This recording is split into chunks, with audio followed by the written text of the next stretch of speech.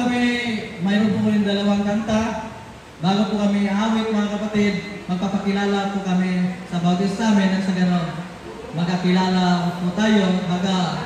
Tayo po ay magkita-kita sa SM, Pampanga o sa ating mga fellowship ay magkakilala na po tayo. Okay?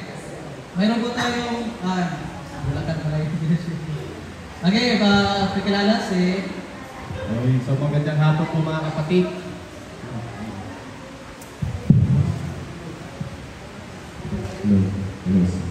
So ako po pala si Harold Villegas. So nasa ano po ako, galing po ako ng Mindanao sa Jensan. So kababayan ko pala si Kuya. May isang kababayan dito. So ako po ay ginagampanan ko ang baho, bass, isang asa.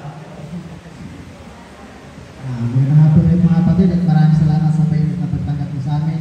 Ako nga pala si Alfred Caratan. Ako ay Bisaya, taga Mindanao po ako, Agusan de Norte. At ang boses ko po ay Nilobio at si Cantino. Maayong hapon mga igsuon. Tagalog pala to.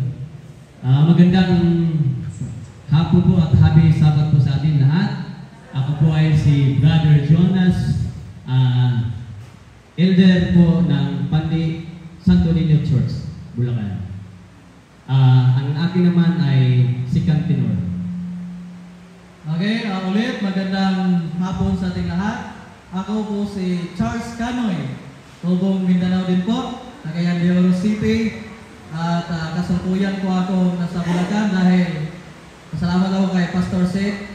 Kinuha niya ako magiging church planter doon sa kanyang area. Alam niyo mga kapatid, ako din ay nalungkot. Nalayo na si Pastor Seth sa amin. Sa akin, lalo na napamahal na namin si Pastor Seth. Pero ganoon ang gawain pa yung Diyos ng mga kapatid ng ating Panginoong Diyos na ang paglilikod sa ating Panginoong Diyos ay kung saan ka tatawagin. Kaya sabi ng Isaiah, "Whom shall I send? Here I am, Lord, send me." Kaya tinawag siya ang pinadala dito. Ako ang akin namang boses ay bariton. Bariton. Okay. Happy Iway sa ating lahat mga kapatid. Ako naman po si Brother Errol Pusha. Ako po ang head elder ng Real Lacarong Church sa Pandi, Bulacan. Ako po ay hindi po ako lumaki, pagpasensya niyo po mga kapatid. Ako po ay tumanda sa Quezon City. Hindi po ako lumaki, tumanda. Ako po ay tumanda sa Quezon City. Ako po ay nasa Bulacan sapagkat ang aking napangasawa ay may bahay sa Bulacan. At nandun po ang aming iglesia. Ang aking pong gampanin dito sa aming Pandi Male Chorus ay First Tenor. Bago ko po makalimutan, ang aming pong grupo ay binuo po ito ni Pastor Seth Magas. 1 week before siya umalis. Binuo niya para iwanan kami. Yan po. At salamat po Pastor dahil idea niya to Idea niya to kaya po nabuo. Sa totoo lang, bago lang po kami. Ito po ay sinubukan ni Pastor dahil iniwanan din niya naman kami.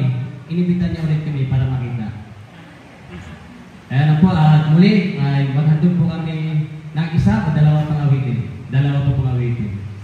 Yan na po, at happy Iway sa atin.